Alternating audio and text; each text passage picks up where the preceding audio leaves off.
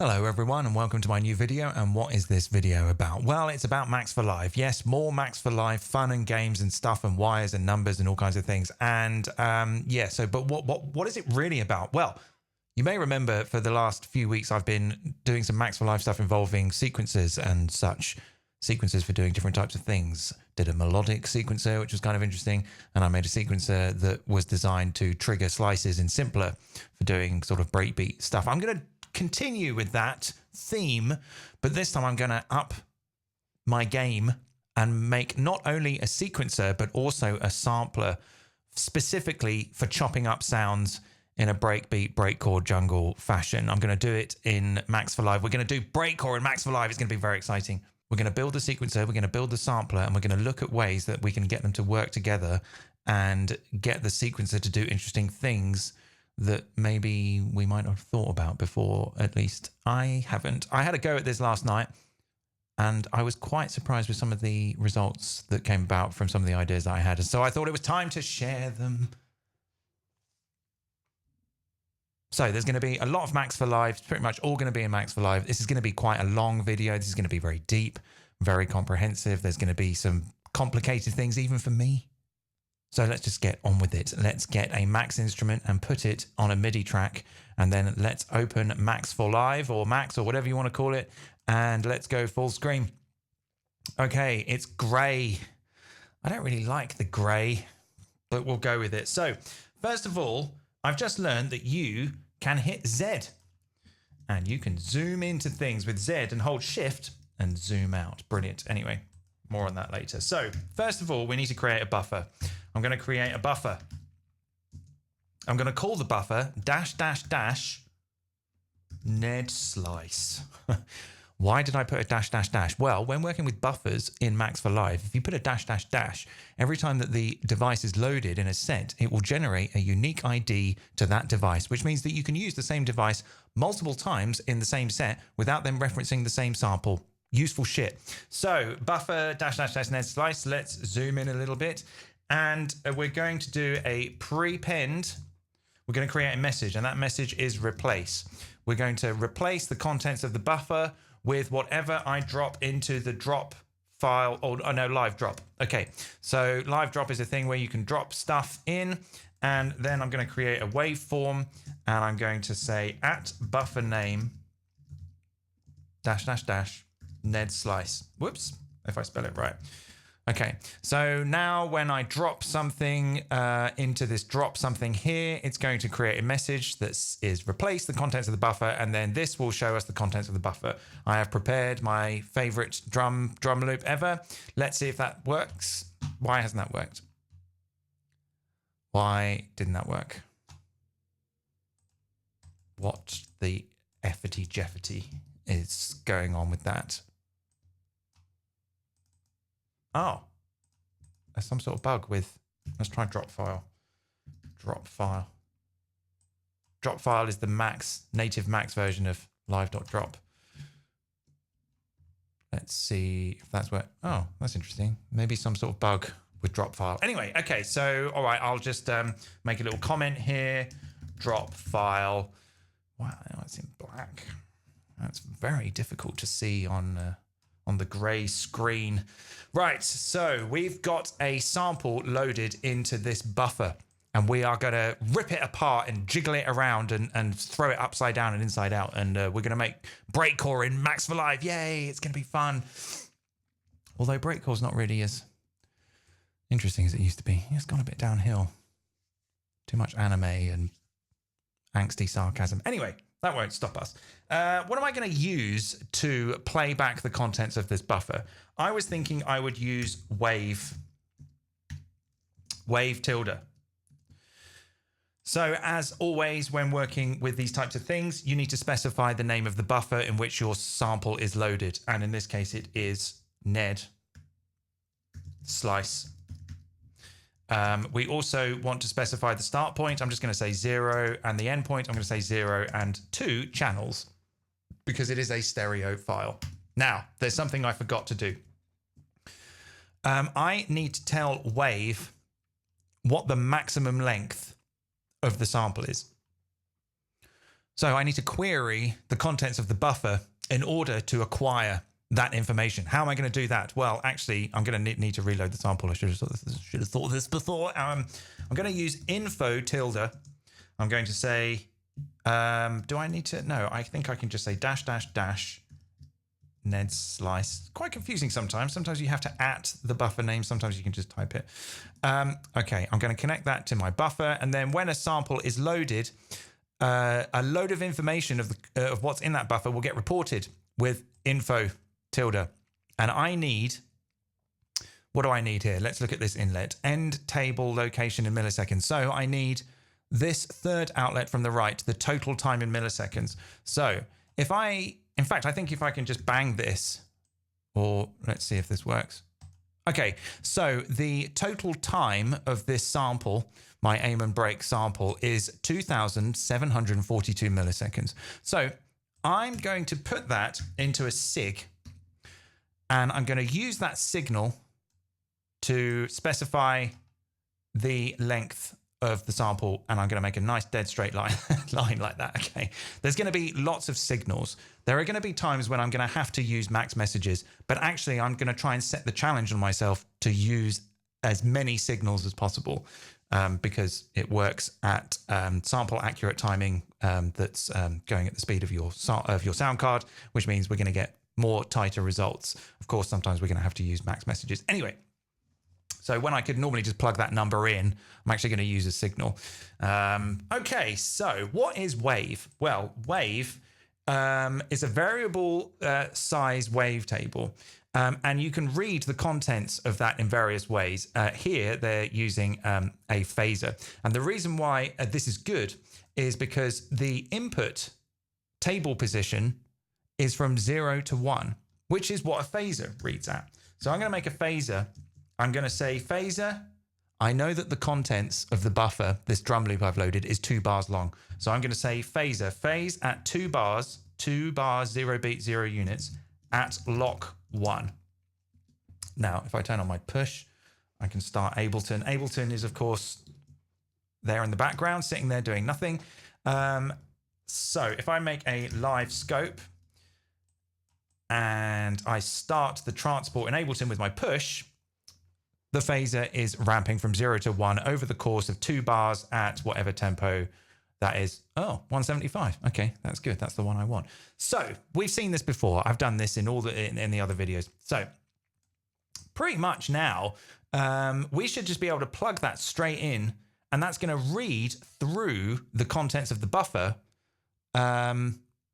You know, you see where it's ramping like that. It's basically going to ramp through the sample at the speed of this ramp. So let's pull in a live gain so that we can hear that. Let's connect the wave. Already it's doing something. I've no idea what. Let's turn that down. And let's connect let's get this plug out here. Woo, let's get this plug out here and connect the contents of the live gain. I'm just going to say everything's contents. Content creator. I'm just going to try and keep this neat as I go. This is going to be a long video, right? Let's connect the phaser to the wave tilde and see what it gives us. All right. So cool. So it's ramping through the wave. The phaser is going from 0 to 1 at whatever sample rate I'm going at, 48K, which is really good. So that's it. Bye. No, that's not it. I'm just going to have a quick guzzle of beer. Right, so the reason why I picked phaser, normally I would go for something like groove, but I might be done with groove. I hate to say it. Groove was my go-to for many, many years. But phaser, there's just so many awesome things that you can do with it. And we're going to look at that right now. So I'm going to start by talking a bit about the modulo object. I'm going to say modulo 1. Now, we've looked at the modulo object before. It basically divides 2 signals, output the remainder, fling, flam, flam, flam, flam. I just call it wrap. It wraps around. So currently, I've set a modulo of 1. Remember that phaser is ramping from 0 to 1 over the course of 2 bars at 175 BPM. So if I modulo that by 1, it's just going to wrap back round. But if I modulo that by 0.5, it's going to go halfway and then start ramping back down. Now, that doesn't mean we've got 2 ramps per the previous ramp. We've actually just kind of cut it in half. We've cut it into a smaller section. This is what I'm going to use effectively to slice my sample.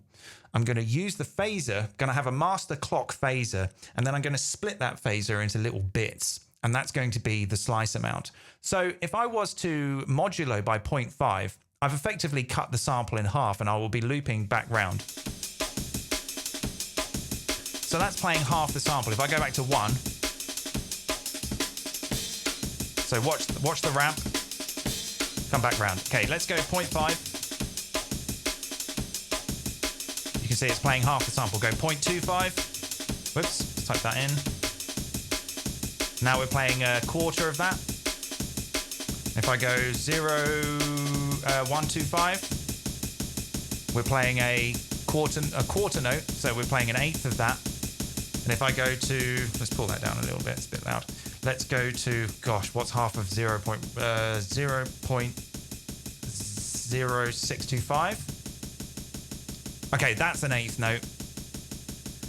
Gosh, what's half of 0.0625? Okay, you know what? I don't need to work that out. I can just do some maths. So I'm going to create a divide by, and I'm going to say divide by 16.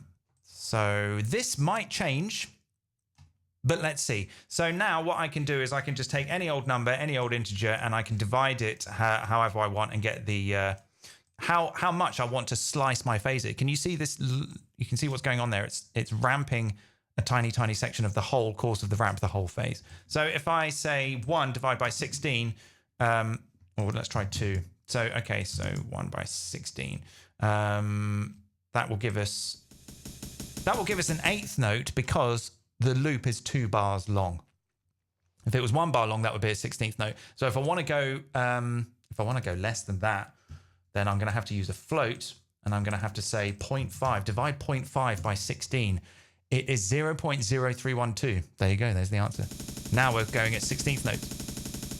Okay. So that is effectively the mechanics for how I'm going to slice my sample into bits, essentially using the modulo object. But that's just going to slice, that's going to keep ramping at the start of the phase. How do we get it to move to different positions? Well, we're simply going to offset that. So I'm going to move some of this up here. We're going to offset that simply by just using a plus. Plus tilde. I'm going to say plus 0. Now, let's go back to slicing 1 by 16 to give us eighth notes. Now, right. So we're ramping from 0 to 0.0625. Now, if I add, no, I don't want an integer, I want a float. If I add 0.5 to that, now we're ramping from 0.5 to whatever 0.5 is plus 0.625. And that is how we're going to offset our slices. So if I go to 0.25 or 0.125, we're on the snare. We're on this part of the snare down here. Would be nice if I could maybe I could do that later. We could find a way to look at what, I don't really know how I would do that. Sorry, I'm going to have to think about that now. So display milliseconds, display length, selection start. Okay, so maybe if I again use some signals here, let's go multiply by 0. Let's take that signal, which is the total length of the sample, and multiply that by our slice position and offset position. Let's see what we get. Let's use a number here. Nothing. Why is that? Oh, okay, there we go. I just needed to bang that again. Okay, so I wonder if I can go, will this take a signal? Probably not. Selection, start selection, selection end, no. Display length, display start, selection end. Okay, we're gonna have to use the selection start. So let's take a snapshot here, 1 millisecond.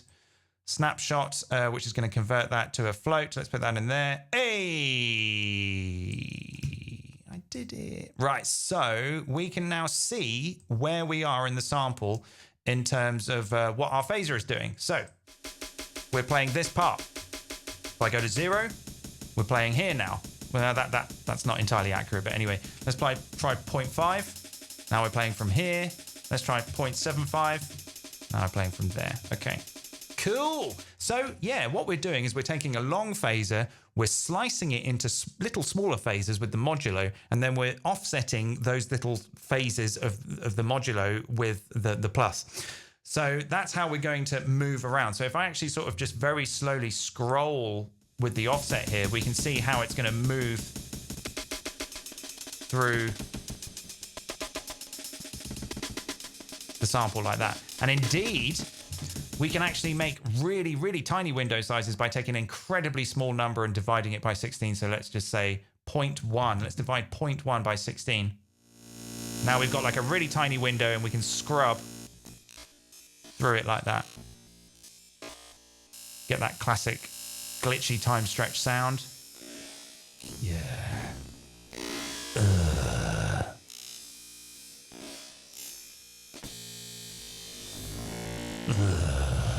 Right, okay, that's enough. Sorry, I was making some terribly impolite noises there. Right, so let's put this all back to 1. Okay. All right, so we've got our slicing and we've got our offset. So we're not really slicing a sample into little bits. We're just jumping to different parts of it. Okay, just going to have a quick beer break. Okay, so how are we going to jump around our sample and slice it up and jiggle it about and juggle and do all the breakcore stuff? Well, we're going to use a sequencer. We're going to build a sequencer to do exactly that. So there's a couple of things I'm quite prepared to get rid of now. I don't need that scope, and I don't really, I mean, I do like the phaser. It just likes to, I'll make it just very small so I can just check that it's still going. Don't need that number box anymore.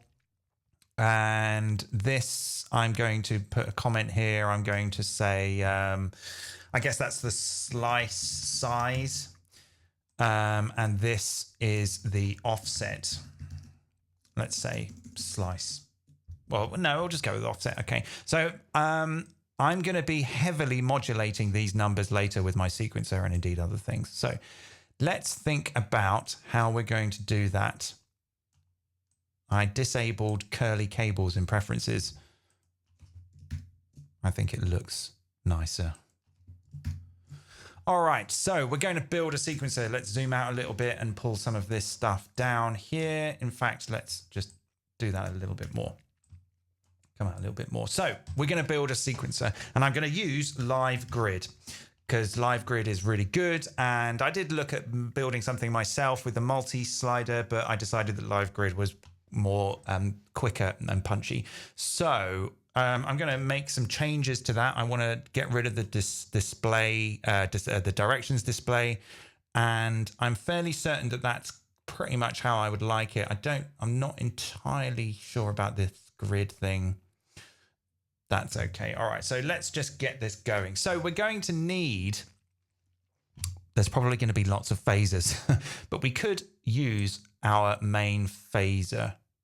Okay, let's see what we can do with that.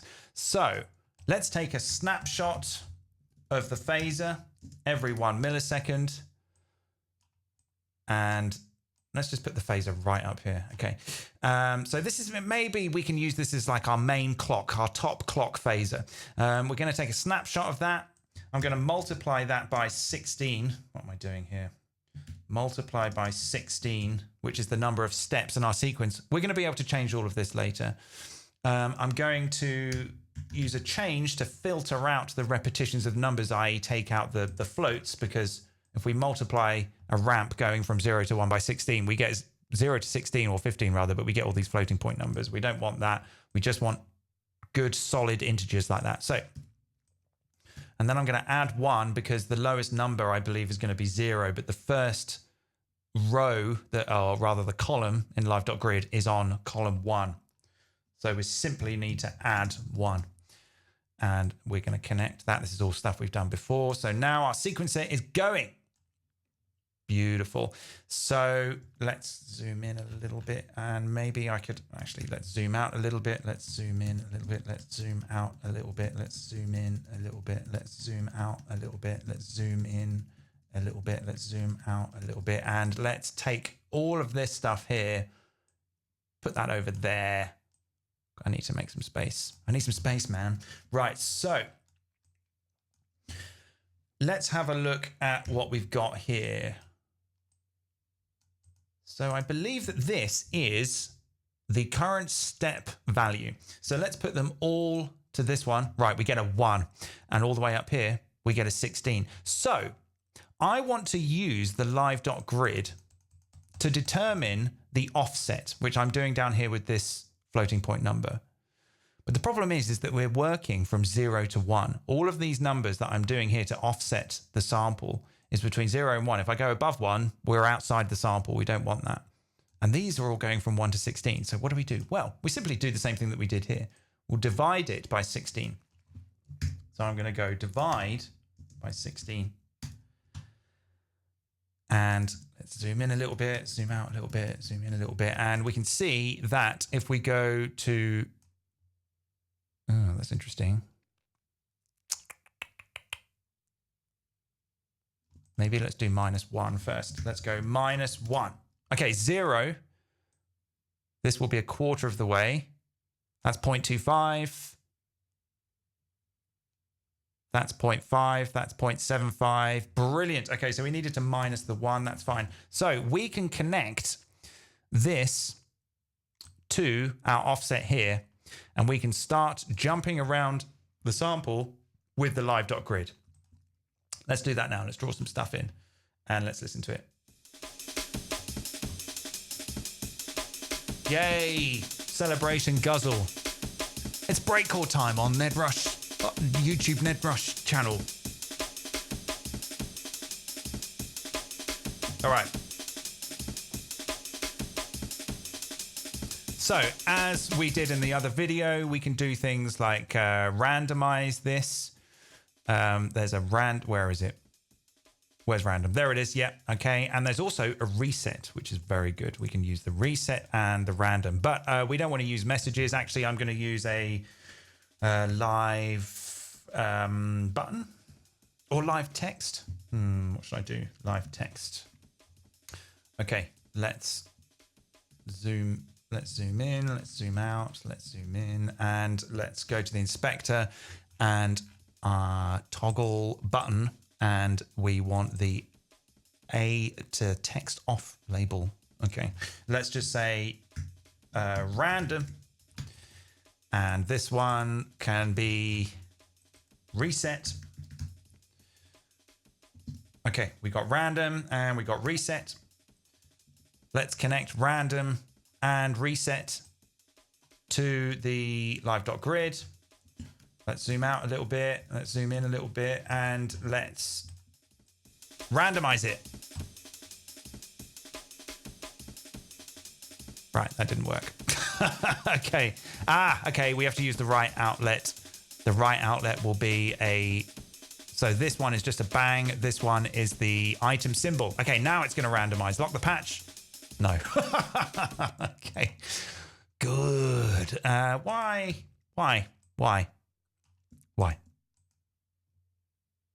Oh, it's because it's capital letters. Oh, that's stupid.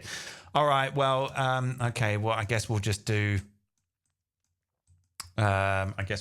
Prepend. Oh no. We'll do T random for this one. I don't want to use lowercase in my UI. Who does that? And T reset for this one. Connect that to that. Connect that to that. And now we got random and reset. Yay! Right, let's go back to what we were doing. Right. Okay. So we can randomize that.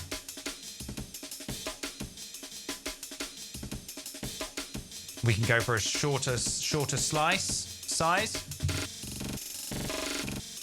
bring it right down.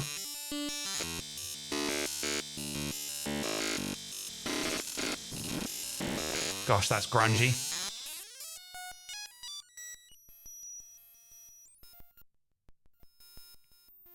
Where's it gone? It's turned into a little bug. Tiny little bug, just trying to mind its own business, making breakcore. Okay. Okay, let's put it back to 1. And when I stop the transport, the phaser stops because the phaser is locked to Ableton's transport. Okay, so it's exciting, isn't it? But we haven't even started. There's so much stuff I want to get into. So also in some previous videos, I looked at ways of randomizing the sequence as it comes to the end of its passage or whatever. I can't remember how I did that. Oh, it was with the change, I think. So let's have a look at what the change is doing. The change is most likely ramping from 0 to 15. Yeah. Okay, so I'm just going to say cell 0. I'm going to get a bang when it goes back to the start. Bang. Right. So I'm going to take that and I'm going to make a little gate here. I'm going to say gate, and then I'm going to make a live toggle, and I'm going to yeah, that'll do. So that's going to let it through. Okay, so we're going to make a, gosh, this is already getting really messy. So let's zoom in a little bit. Let's zoom out a little bit. Let's zoom in a little bit. And so when we get a 0 from our change, if the gate is open, it will randomize the sequence. If it isn't, it will not. Let's open the gate. Great, now it's randomized. Cool. Okay, we don't actually need that number. You can go, and we don't need that bang. You can go, goodbye. But it would be nice maybe to have a little comment here. And let's say random,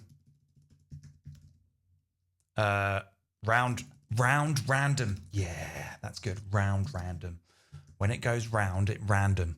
Let's justify that. Let's put that in there. Let's see if we can. Okay, that'll do. Yeah, that's fine. Round random. Cool. All right, so we've got a way to reset our sequence. So that's going to play the loop in its original form as nature intended. And then if we want, we can randomize it.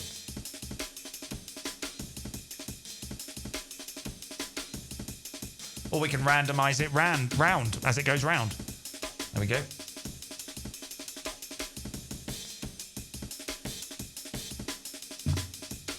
Okay, good. So, but now I want to get into some more interesting stuff, because that is fun, but it's a little repetitive. I mean, obviously, you're like, well, how can it possibly be repetitive if it's randomizing each time it goes round? Well, the feel of it is quite repetitive. We're this is a 2-bar loop, which we're indexing through at 8th notes. I know we've got 16 steps here, but because of the way that we're clocking the sequencer and indeed the sample, we're working at 8th notes. What if we could dynamically change the rate at which that it clocks, and also dynamically change the window size? So what do I mean by the window size? The slice size, the modulo. So how are we going to do that? This is where it gets fun. So I'm going to make a pack here. I'm going to say 1, 0, 0. I'm going to put that in there. Now, this is when I am going to have to use max messages, because you can't pack a signal into a message. It's just a signal. So I'm going to have to use a max message for this. So if I bring back the live scope, there's the live scope there. Make it a little bit bigger. Now, the way that I've told the phaser to ramp is using the bars, beats, units, timing syntax, which is very good for doing ramps at very, very long speeds or slow speeds or whatever, you know. So on occasions, I've gone for things like using the live menu with the note values prototype, which if we zoom in and zoom out and zoom in a bit, then we get all of these different note values, the dotted eighth note, the best rhythm in the world. But on this occasion, I actually maybe want to loop for 2 bars or 1 bar or 3 bars. So with the pack 100, I can create a message to say loop for 3 bars, not 33 bars, 3 bars. Okay, now that I've done that, right, what's happened?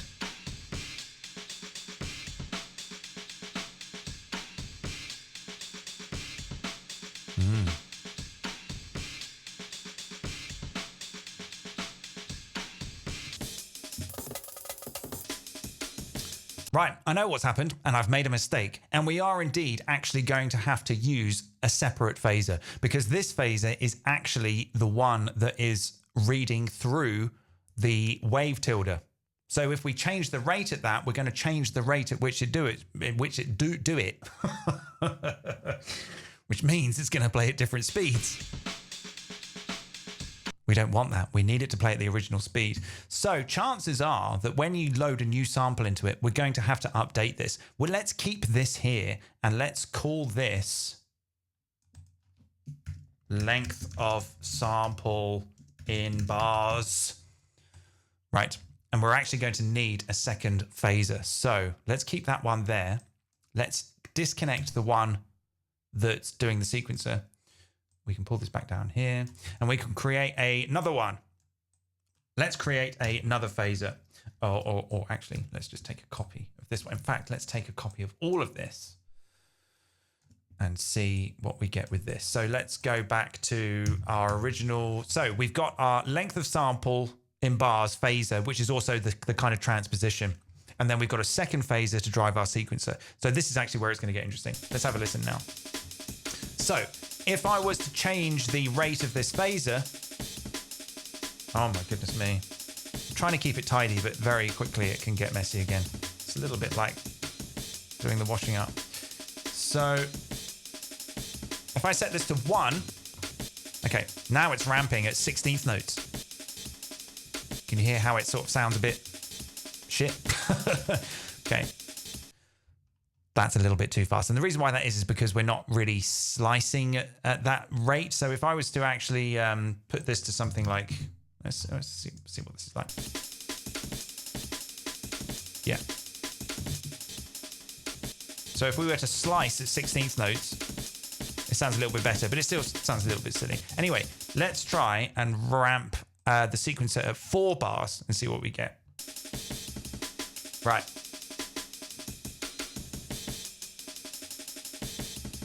So this is where it gets interesting. It's ramping over 4 bars, which means that each step effectively is going to last 4 beats because it's 16 steps long, but we're ramping through it over the course of 4 bars, which means that, yeah, so that would mean that each step will last 4 beats, a crotchet, a quarter note, I think. 2, 3, 4, 5, 6, 6. That's at metronome speed. Oh, hang on. Let me put my cue out to my... There we go. So that's ramping at quarter notes, which is the metronome speed. If we go for 8, then it's going to go for twice as long as that. Yeah. 1, 2, 1, 2, 1, 2, 1, 2, 1, 2, 1, 2. Okay. If we go for 16, it's going to go for twice as long as that. 2, 3, 4, 1, 2, 3, 4, 1, 2, 3, 4, 1, 2, 3, 4, 1. Okay. Now, that's interesting. We're going to get more onto that later. So let's go back to our slice size. That is how much the sample, the slice, is going to loop per step. If I was to put that to 0.25, I believe that that's going to loop at a 16th note. So we're going to have a 16th note slice for every bar, for half a bar. Let's see what we get. Yeah. No, that's not a 16th note. That's probably a 64th note or something. What would a 16th note be? Yeah. Yeah.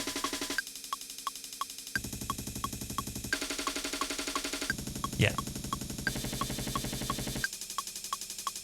Okay, so what if we could change the slice size each time the sequencer advances steps? And not only that, But what if we could change how fast the sequencer advances steps? What if it holds on a step for 1 bar and then jumps to the next step, but only plays the 16th note? We're going to modulate the clock speed of the sequencer. We're going to make a modulatable sequencer, ladies and gentlemen. It's going to take us out of the realms of just kind of blast beat, kind of jibber jabber breakcore. Nothing wrong with blast beat though. I like it. And get us into something that maybe has a little bit more funk and a little bit more excitement and variation and all the good things that slicing up beats should be about. So I'm just going to put this to 1.5. What would 1.5 divided by 16 look like? Let's zoom in a little bit. Let's zoom out a little bit. Let's zoom in a little bit. And let's say 1.5. So 1.5 divided by 16 is 0.0938. That doesn't mean shit to me, but in music, that means that's a dotted 8th note. So with an incredibly slow clock speed for our sequencer and a window size, a slice size of a dotted 8th note, we get this. Oh, that's a dotted 16th maybe.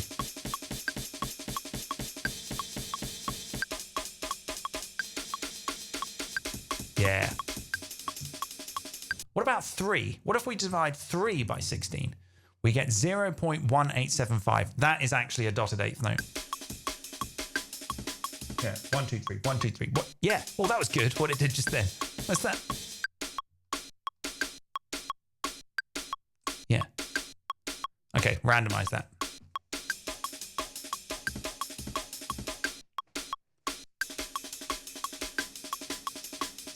All right, let's try 4. Ah. Okay, something is happening there. When it gets to the end, let's put it on the last step, which would be the last slice. Can you see what's happening there? It's playing the last sort of 8th note, but it's running out because there's no sample at the end. What can we do about that? Bring back the modulo. Pull the modulo back in. Let's go modulo 1 here. And then it's going to wrap back round. Okay, we can't see it, but it's doing it. You can hear this. Okay. Right. Turn that metronome off for a bit.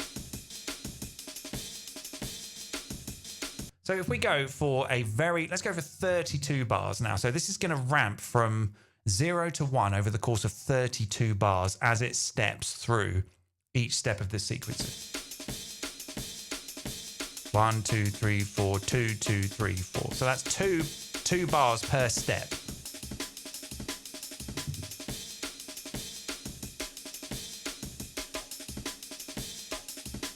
So we've got like the amount of time that it takes to move to the next step and how big the slice is when it's on that step. So if I go back to 1, we're going to have an 8th note per step. Play for 2 bars, move to the next step.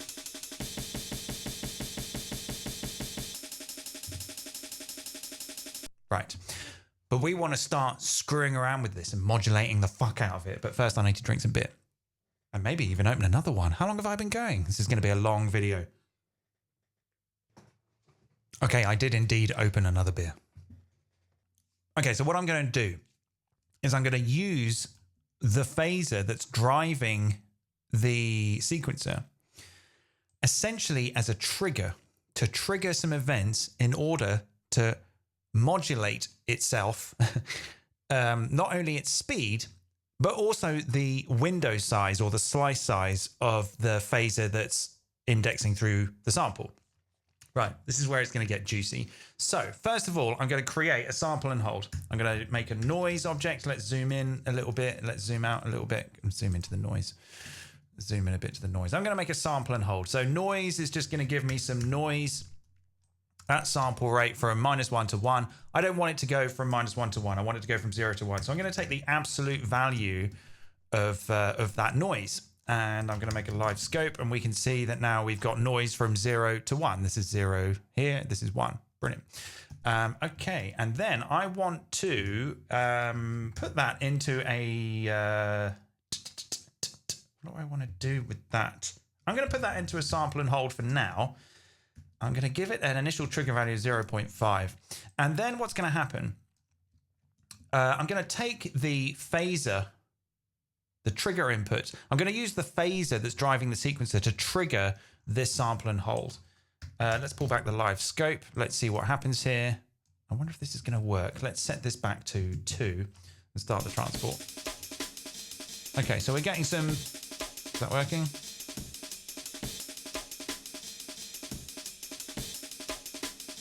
It's kind of working. Let's go faster. Okay, so we're getting a new value every time it cycles round, I think. Let's try that again.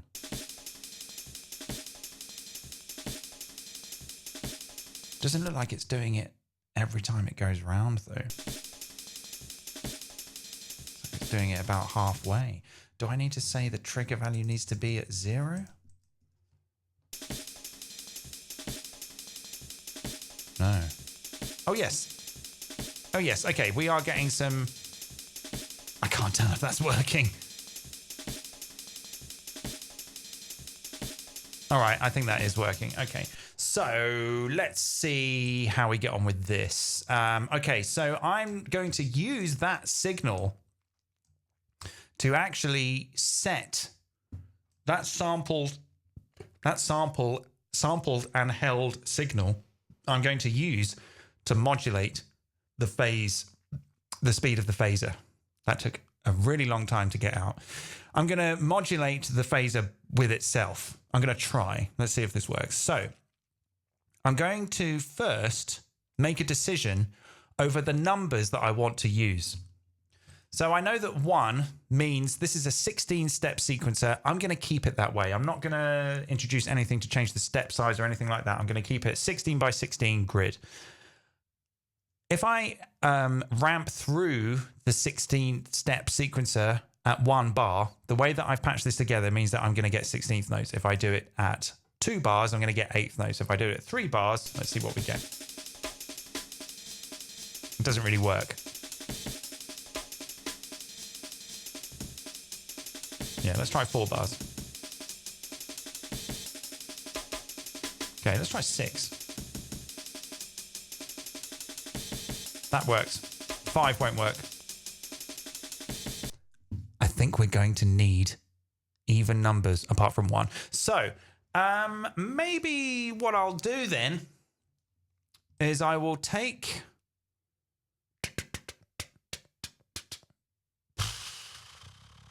Let's see if I can take a snapshot of this. A snapshot every 1 millisecond. Goodbye, scope. Let's see what we get here. Okay, got 1 number. Let's put it back to... Okay, we're getting some numbers here between 0 and 1. Let's zoom in a little bit, zoom out a little bit. Let's zoom in here, right. Okay. All right, we're getting some numbers there. So I'm going to multiply that by... Let's see what 8 sounds like.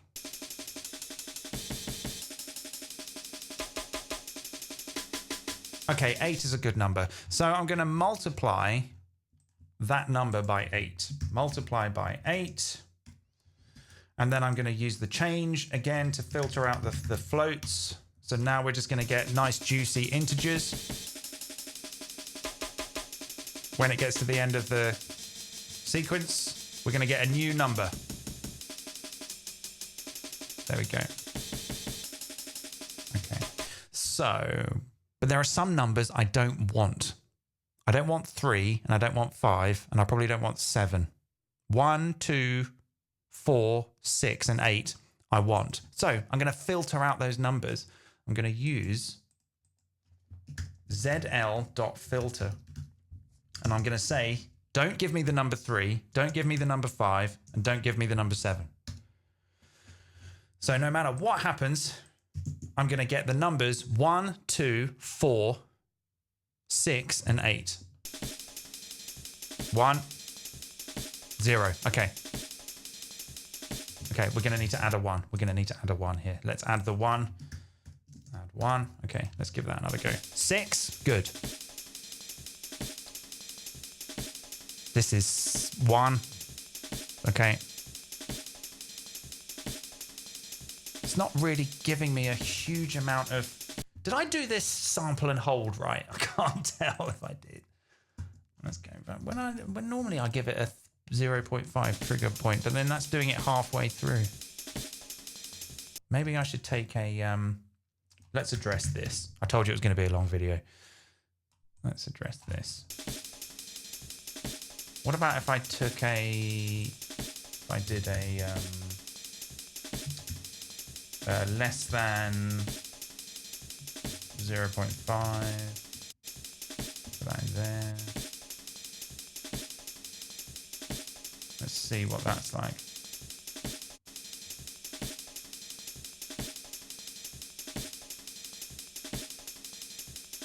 Yeah, that's better. Yeah, okay, that's fine. Let's go with that. All right, so that was Slight Schoolboy there. Okay, so I'm going to take this number now and put that back into this pack object that's determining the speed of the phaser. So hopefully I won't blow up the entire universe. Let's see if this works. Yes.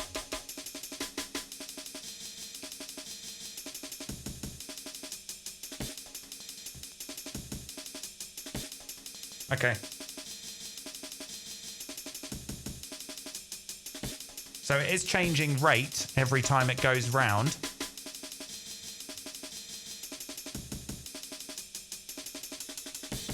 Yeah, but I don't like that. It's not happening fast enough. So actually, why don't we... Let's use a new object. Let's use Subdivide. Let's have a look at Subdivide. So if you're following along at home, boys and girls, then you will need Max 8.3.1, I believe. That is the version I'm using, which has some new objects such as Subdivide, which will allow you to subdivide the ramp of a phaser into integer values. So you can divide the ramp of a phaser by 5 times or 6 times or 2 times or 3 times. I'm going to be using that now to divide the ramp time of this phaser. I'm going to say divide by 4. I'm just going to see what that looks like with a live scope. Live scope. Okay, let's see what that looks like. Has that worked? No. I don't really think I've done this very nicely. I'm starting to doubt myself. It's not really giving me much choice, is it? It just seems to be loitering around.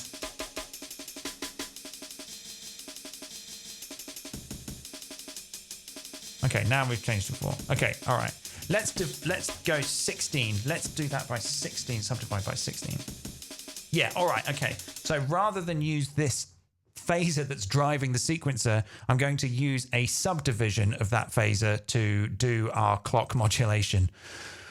Oh, I hope this works. Let's maybe just make this all a little bit bigger so we can make it look a bit nicer and just follow it a little bit better.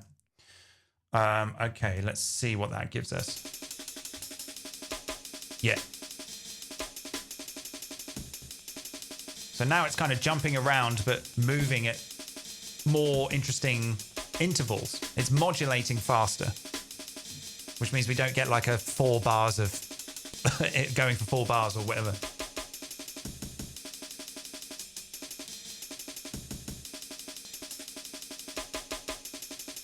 Okay. Okay, another guzzle of beer. So we've got our clock modulator. Now let's do our sample slice size modulator. This is all happening over here, and this is all over here. Why don't we move this over here? Yeah, that looks a little bit better. And let's move all of this over here. And then let's take some of what we're using here to do our slice size. So I'll take another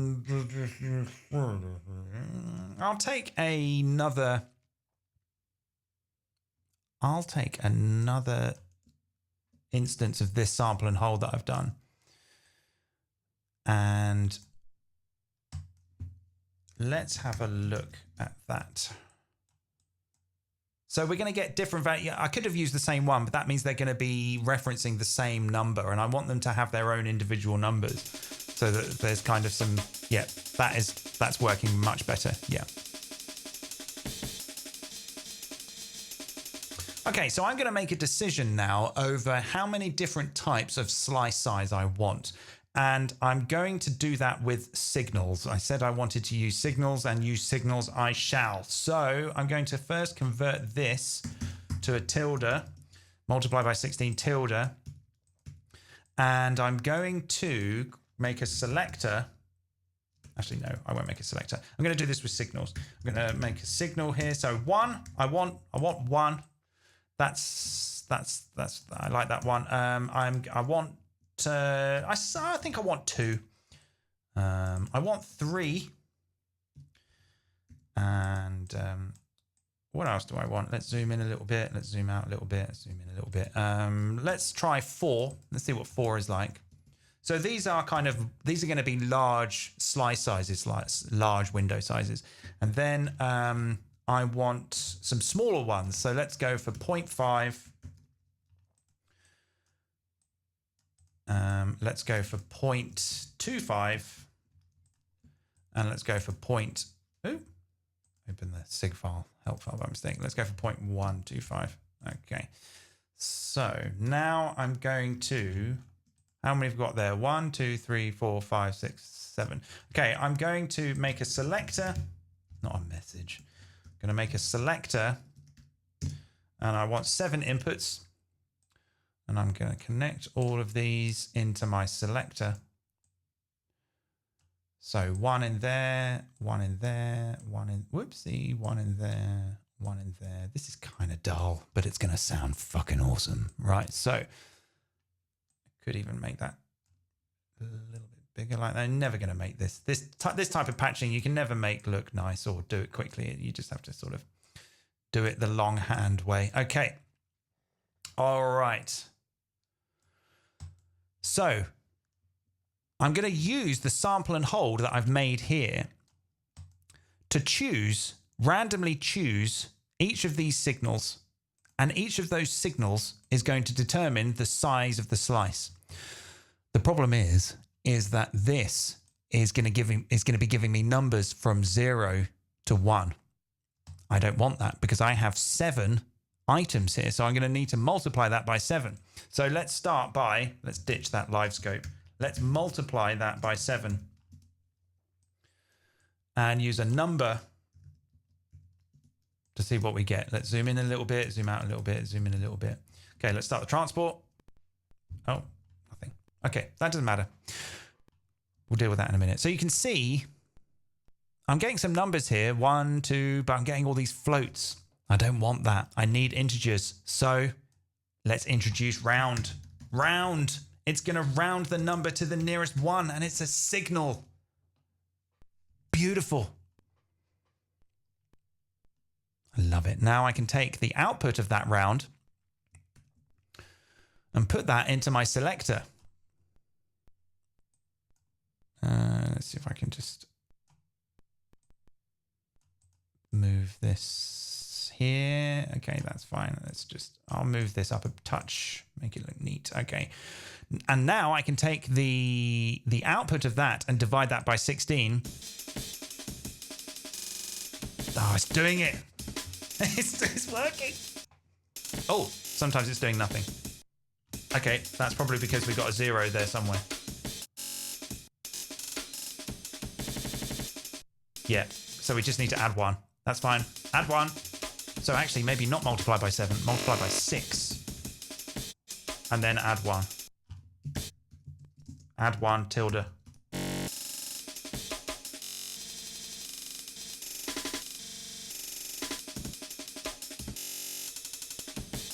It's beautiful. Sometimes there's so much beautiful breakcore in the world that it just gets too much. It just gets too much for me.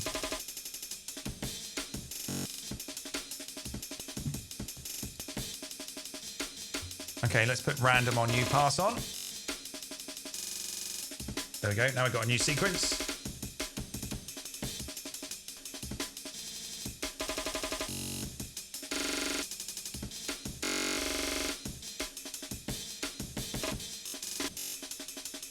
Let's try a different sample. Let's try this Aretha Franklin sample. Wow. Okay, let's address what's happened there. So this, I think, is a 4-bar sample. So we're going to have to update the length of our sample in bars to 4. Let's see what we have now. Yeah.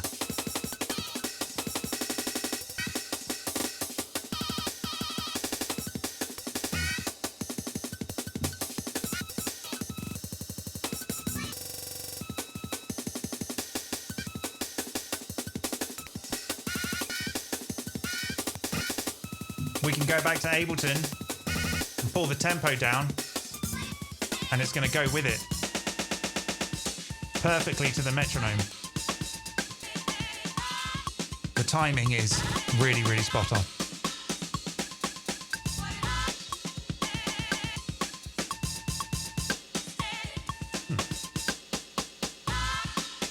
Let's go back to 175. So we've got that classic glitchy, self-indulgent breakcore. My music is a weapon. Okay, so what else can we do with that? I mean, this, you know what we should do is save it. Let's save as. I'm going to save this to, I'm just going to save this for my desktop for now. I'm just going to call it Ned Slicer. That's not the most exciting name in the world. Okay, just in case something dreadful happens. So we've got like... Oh my God, look how wide it is in Ableton. Right, oh, hang on, I'm getting mixed up. Okay, let's put the aim and break back in. Okay, we need to reset that to 2 bars. Okay. So, sometimes it's doing 16th notes maybe, and do I want that? Maybe I don't want 16th notes. So actually what we should do is maybe add the number 1 to our ZL filter, so we don't get the number 1. Because sometimes when you do breakcore, you actually don't want fast numbers. You actually kind of want quite large numbers, and you're kind of like looping parts of it. You're looping fast parts of it, but for I don't know what I'm talking about.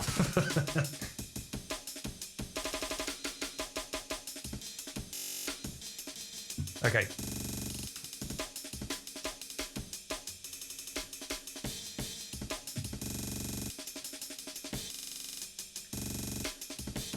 Okay, I'm just going to do a little bit of tidying up because I want to put this into a nice looking Max for Live device later. So I'm going to get rid of that. Some of this stuff we probably don't want. I'll worry about that later though. I think right now I actually would just quite like to make a live number here. I'm going to go into the inspector and I'm going to say that I want the unit style to be type it's integer, and I want it to be 1 to 64, and then we can specify how many bars we want from Ableton Live. Up to 64 is good. Okay, this is 2 bars. Okay, that's fine. That's one thing to do. Everything else is kind of automated. I'll leave that number there. All right, let's have another listen.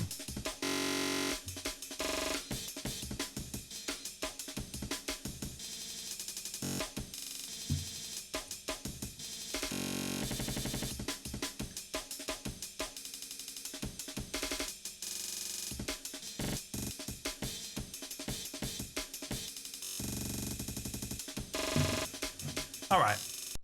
So the phaser, as you may remember, is ramping this top phaser here. Let's call this our read. Let's call this our read phaser. Read phaser. That's the phaser that is reading through the wave tilde object. Now that is doing that from 0 to 1, which means that we're going to play the sample forwards. However, we don't need to use a phaser. We can actually use anything we want. Let's try a cycle. Let's get a cycle And let's say cycle at 1 hertz. And we use that.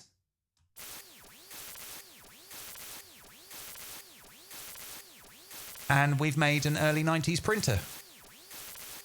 That's good, isn't it? Or like a really small Hoover, maybe one you might use in your car or something.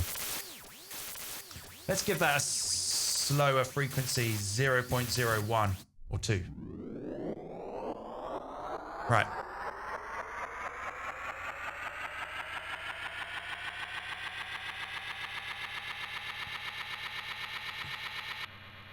Yeah, okay.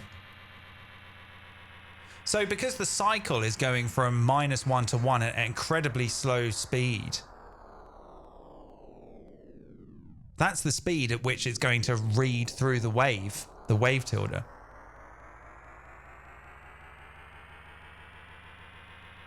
So if we go for a faster frequency,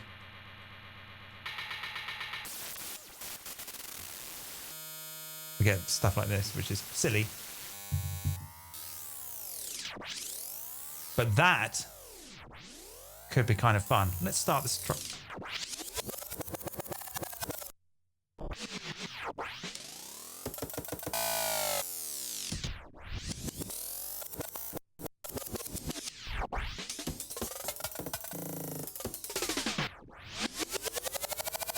That's pretty breakcore, so I would quite like to use that in some way. Also, at the same time, if we bring our forward phaser, if we invert the phaser, let's zoom in a little bit, zoom out a little bit, zoom in a little bit. If we invert the phaser and make it go from 1 to 0, then it's going to read through the wave backwards. How would we do that? We would need a divide, reciprocal divide, I believe that is. Signal division inlets reversed. Okay. Let's see what 1 gives us. Let's start the transport. No, that's wrong. Okay, that's wrong. Why is that wrong? Did I use the wrong one? Let's try again. Ah. Divide. Exclamation mark minus. Let's try that one. No. Yeah. 1. Are we going to get it backwards now? Yeah. So if we use that ramp to read our wave, it's gonna do it backwards.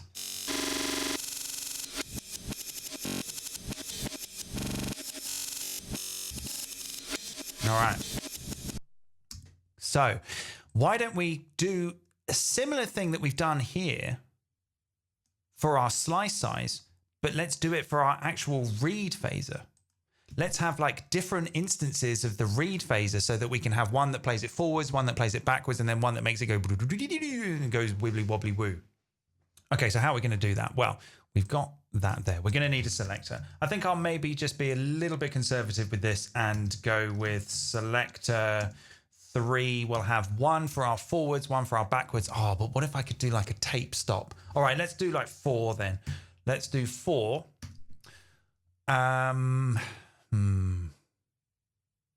Okay, let's have 4.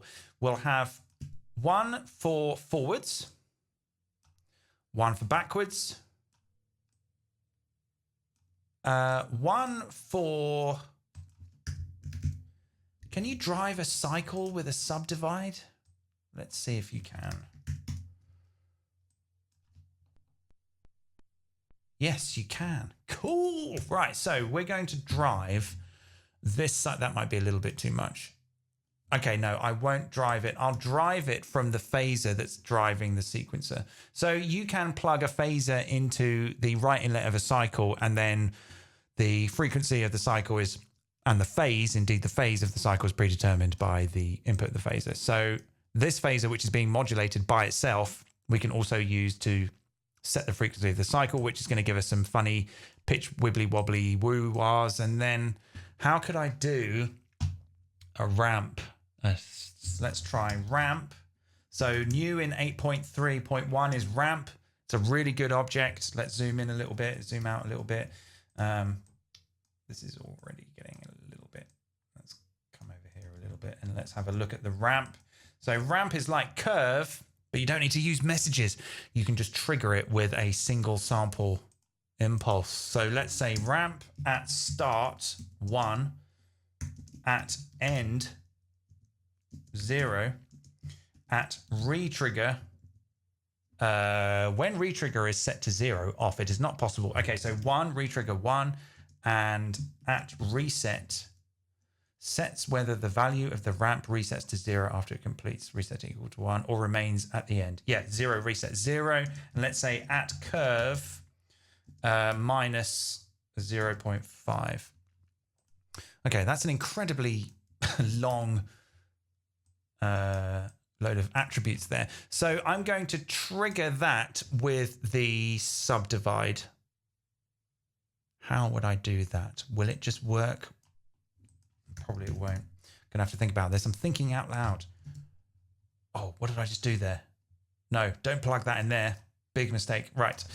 Let's see what this is going. Is it working? Oh, it looks like it is working. It looks like it's triggering it.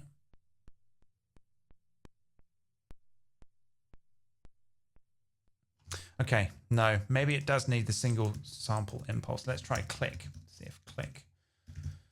See if click will trigger the ramp. Click, click, click, click, click, click, click, click, click. All right. Going to use another new object in Max 8.3 now called what. I've been meaning to talk more about what, just not right now. What, I'm not going to explain what it does. I'll explain what it does. Basically, what does is that it will report single sample impulses at specified phases of a phase. So you can see here that this one is, it's got some numbers in here, 0.3 and 0.6. That means that when the phaser, is it going to work? Doesn't look like it's working. And this scope here is not really the best. Basically, as the phaser ramps from 0 to 1, as it passes 0.3 and 0.6, it sends out a little single sample impulse, which is really good for triggering stuff like ramp. So if we look at what it's doing, what it's doing, and if we come from our subdivided phaser here, and we have nothing. What's happened here? Something is amiss. Is this even working? What's happened here? What'd I do? I did do nothing. Okay, let's save it. All right, now it's working. Okay, when in doubt, save. So you can see that here's our subdivided phaser, which is modulating. And then the what here is creating these single sample triggers when this subdivided phaser reaches 0, i.e. the beginning of its phase. So I can use that to trigger the ramp. And then we get these little ramps. Let's go a little bit more aggressive with the curve. Let's try minus 0.75. Nice toothy curve there. Let's try that going into our fourth selector here. Goodness me, let's zoom out a little bit, zoom back in, zoom back out, and just try and tidy this up a little bit. The ramp there, the what there. Okay, leave that there for now. Let's see. Let's audition our. Let's go to 1. That's forwards. This is backwards. Whoopsie. This is pitch, wibbly wobbly.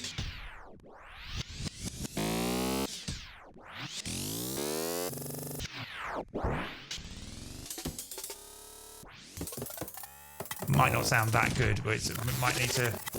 It's a little bit silly. Not that I have anything against silly music, but you know, you've got to have some boundaries. You know, sometimes there's too silly, and sometimes there's just the right amount of silly, and it's good to know where those boundaries are. You know, 'cause you don't want to go too far, especially on the dance floor. You don't want people you know, standing there with their arms folded or doing that gesture where they're kind of slicing their hand around their neck because they're trying to say, stop it, cut it out, you know. That's not going to do well for one's self-esteem, really. So maybe we need to address that right now. We could maybe say, let's scale the cycle, which is currently going from -1 to 1, but let's scale it from 0.75 to 1.25. We can look at that. We can look at what that's doing. Actually, we can't because the scope is outside of the range. I think even that's still a bit aggressive. Let's go for 0.9. What percentage am I at? Zoom. Let's go for... Oh my goodness me, what have I just done? Okay, let's go for 0.9 to 1.1. That's only a tiny fraction up and down in pitch. Is it though?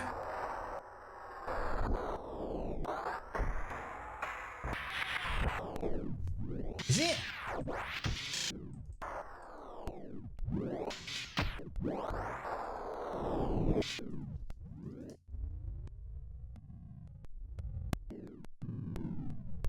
No. That sounds awful. What's going on there?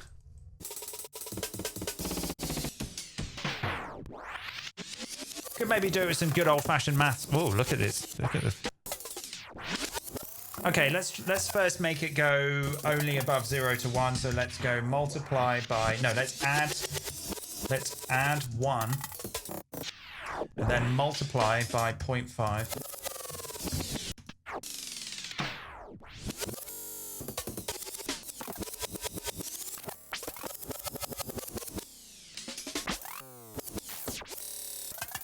That'll do. Let's just leave it. Actually, that's not what it's doing. But let's see how that sounds. Let's a little bit of math there. See what that's.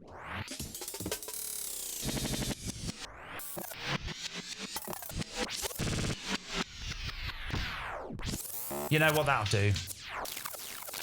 Okay, let's listen to the ramp.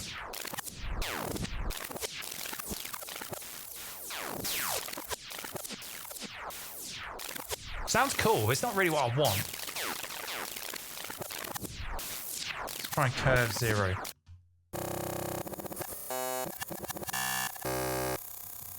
No. Let's try -0.5.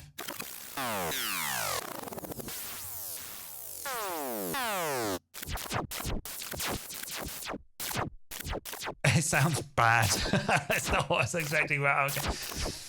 I kind of, yeah, you know what? I had a feeling that the ramp, I'm going to abandon the ramp. Goodbye, ramp. I'll find a use for you another time. Let's just go with the 3, the forwards, the backwards, and the pitch wibbly wobbly one. I don't even know if I even like that one either.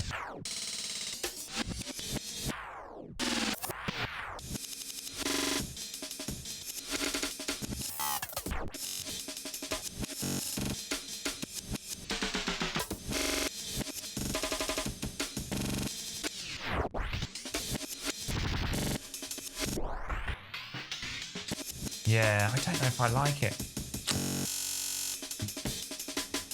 Yeah. I'm abandoning the pitch wibbly wobbly one too. Didn't think that through. Didn't try that in rehearsal either, so probably I should have done a little bit more research. Anyway, so how are we going to decide when we want it to go backwards or not? I guess we make another sample and hold. So let's take a copy of our sample and hold that we have here, this part of it. Let's just take a copy of this. And then we'll multiply by 2. Excuse me. And let's take our phaser here. Let's have a look at a number. See what that's giving us.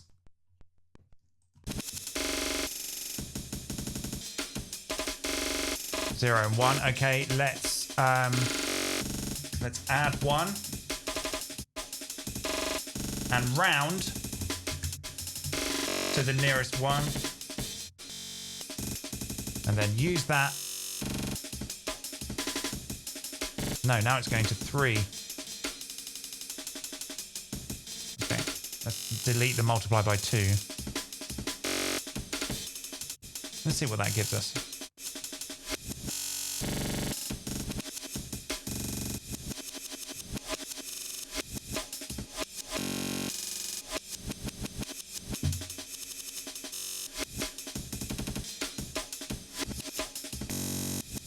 Okay, it's a little bit too, yeah, maybe I could set some sort of threshold here for how often it might go above 1. No, you know what? I've been doing this for way too long. It's time to just get this out there. So, all right, I think that's basically all I'm going to do for now. I think I'm just going to pack this into some sort of usable device. So I'm going to delete some things here. We don't need that anymore. I'm going to delete that number. This is, let's just do some really boring stuff, but it's important. Put that there. Yeah, this is fine. Okay, let's zoom out a little bit, zoom in a little bit. Let's zoom out a little bit. Let's zoom in a little bit. Let's zoom out a little bit. Okay, so let's zoom out a little bit. So, right, we don't need that button. We need that. These, this, and this, and this, and this. Okay. Oh, yeah. And I'm going to do Command Shift P. Now they are all added to presentation. I'm going to go into the inspector. I'm going to go to the Patcher Inspector here. See that? I'm going to go to Basic. I'm going to go to Open in Presentation. Okay. I'm going to close the inspector. I'm going to go into presentation mode. I'm going to put my gain at the end. I'm going to put my drop file at the start. Let's just see. Okay, we could put that in there like that. Let's justify that. We put it in the middle. Yep. Let's put this. Let's get a good size for this. It's not even going to do anything. It's all doing it. It's all automated. Let's put that maybe like that. Let's put that like that, and then let's put those like. Let's put these like here. Maybe those can go flush like that. Okay, let's put the little waveform thing down here. Bit of eye candy. Let's put the live gain on the end. Let's put the drop file there. And let's put the length in sample bars there. Okay, let's go view, set device width. Let's zoom out a little bit. And let's grab that. Put that there. Okay. This is very crude, but you know, it's hard doing this. This is a lot of work. Right, let's save it. Let's close it. Boom, there it is. Now we should be able to load something from Ableton now. So I've got some samples here. Let's load my aim and break back in and let's hit go. It's doing it.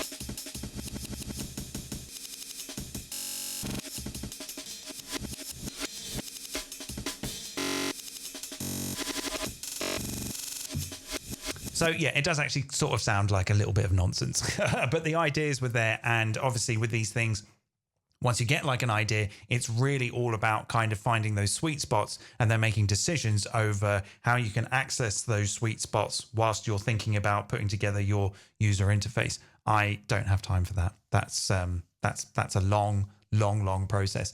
Really, this is more just like a kind of concept piece, proof of concept. But you know, it's fun. We can turn that off. We can reset that. And just get like an interesting, obviously all the silly stuff is still going on in the background. You would need to patch something in there to turn that on and off, gates, selectors, whatever. Yeah, so there you go.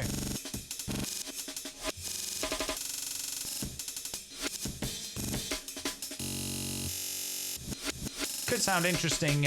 Could sound interesting with like a vocal sample or something. Let's go to my like sort of cheesy vocal samples. Yeah, let's see what that's like.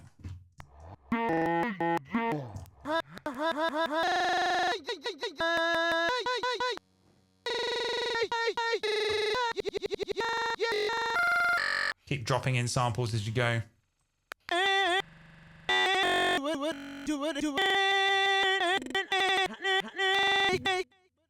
Really loud.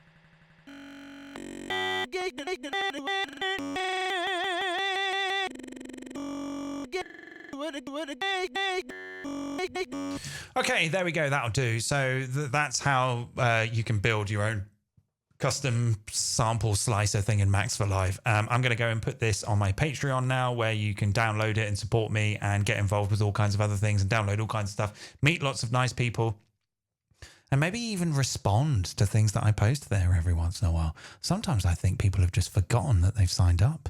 You know, I post things and like, it's just like tumbleweed, you know. I wonder if they're even real people. They are real people. I'm just being silly. Okay. Hope you enjoyed that. It was an incredibly long video, but go away and make your own Max patches and have a good time, and see you again soon. Bye.